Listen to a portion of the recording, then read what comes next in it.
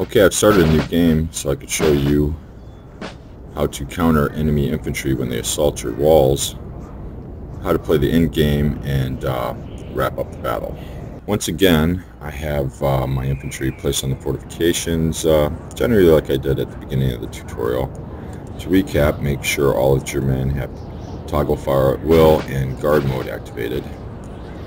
If you don't have fire at will on, they'll basically just stand there and won't do anything, and that's no good. And if they have guard mode turned off, when you do manage to defeat an enemy in, let's say, hand-to-hand combat and scale the walls, your units might tend to climb down the ropes after them or run out of gate and pursue them, and you don't want that either.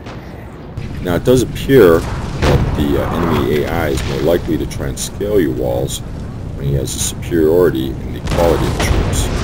In this scenario, the French who are attacking me have several guard units as well as many line units. Like these Fusiliers, which are scaling my wall. The bulk of them is back here, and a few stragglers are bravely attempting to take the bastion by themselves.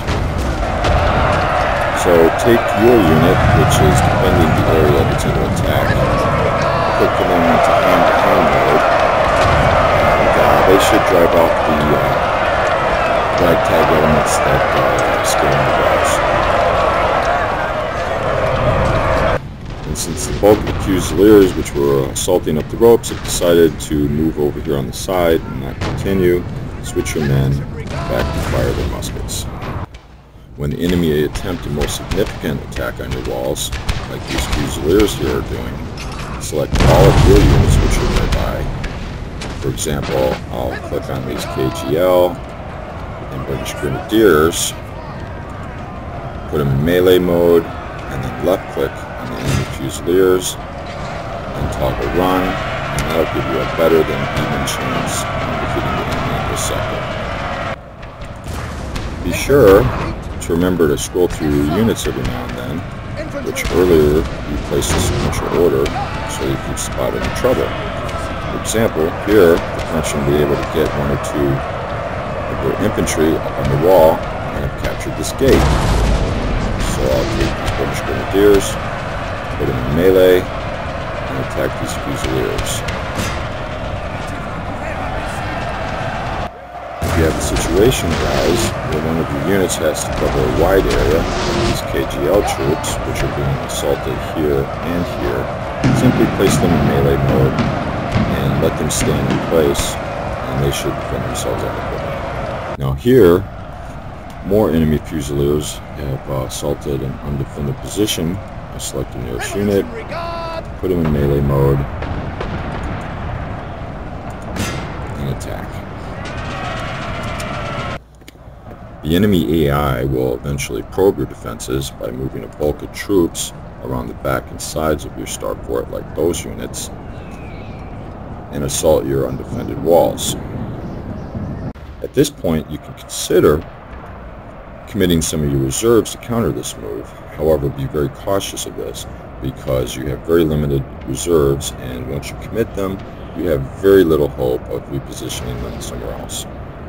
The smart play is to leave your reserves in place and take other units which are not engaged in another part of your fort and to move them into the threatened sector. Here I'll take these two units which have been doing very little throughout the battle, and I'll move them to a place where I can counterattack. And if you do wind up having a sector that's hard pressed, select your general, move him to the location, and he should help out with that. Now here my British KGL have been successful in routing the French off this section of the wall.